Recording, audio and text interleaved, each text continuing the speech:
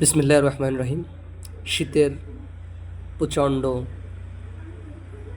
ঠান্ডার ভিতরে আপনাদের সামনে উপস্থিত হলাম। কথা বলছি তাও যেন মুখ দিয়ে ধোঁয়া বের হচ্ছে।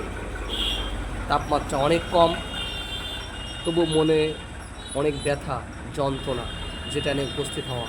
সেটা হচ্ছে আপনি জীবনে যাকে সবচেয়ে বেশি ভালোবাসবেন না, এটা 100% কারেক্ট হবে এমনটা না। সে আপনাকে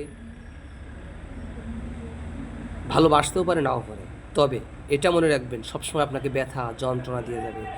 এমন ব্যথা যন্ত্রণা আপনাকে দিয়ে যাবে যেটা আপনাকে মৃত্যুর আগ পর্যন্ত ভোগাবে। কাজেই আমার এ বিষয়ে একটাই সিদ্ধান্ত, সেটা হচ্ছে যে কাউকে মন থেকে, অন্তর থেকে, হৃদয় দিয়ে ভালোবাসবেন না। ভালোবাসবেন সৌজন্য রক্ষা করার মতো, ভালোবাসবেন দায়িত্ব এড়ানোর মতো, ভালোবাসবেন সম্মান রক্ষার মতো, কিন্তু কাউকে এমন ভালোবাসবেন না যেটা আপনার জন্য দুঃখের বোঝা হয়ে যায়, বুকের পরে পাহাড় হয়ে যাবে, যেটা আপনাকে আপনার দৈনন্দিন কাজ করতে বিঘ্ন ঘটাবে, যেটা একসময় আপনার নিঃশ্বাস বন্ধ হয়ে যাওয়ার কারণ হবে, যেটা একসময় আপনার হার্টকে সংকুচিত করে দেবে, যেটা একসময় আপনার শ্বাস প্রক্রিয়াকে বাধাগ্রস্ত করবে।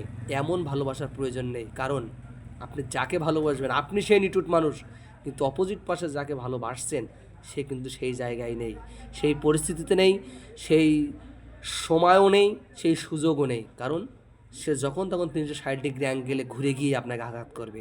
কাজেই এটা ভেবেই, চিন্তা করেই সর্বদা নিজের জীবনকে প্রাধান্য দিবেন, নিজের ইচ্ছাকে, স্বাধীনতাকে প্রায়োরিটি দিবেন, তাইলেই দেখবেন আপনি আগাইতে পারছেন। অন্যথায় নিজের সর্বস্ব বিলীন করে দিয়ে কাউকে ভালোবাসবেন, দেখবেন আপনি পিছনে পড়ে আছেন, সে জীবন যদি অনেক এগিয়ে গেছে, সে তখন আপনাকে অবহেলা করবে, টিটকেরি করবে, আপনি তার কাছে হাসির পাত্র মনে হবেন এবং আপনাকে সে অবহেলার স্থলে দেখবে, করুণা করবে, কিন্তু আপনাকে সে ভালোবাসবে না, করুণার দৃষ্টিতে তাকাবে। কাজে এটা যেন কারণ না হয়, সেই বিষয়ে আমার আজকের আলোকপাত।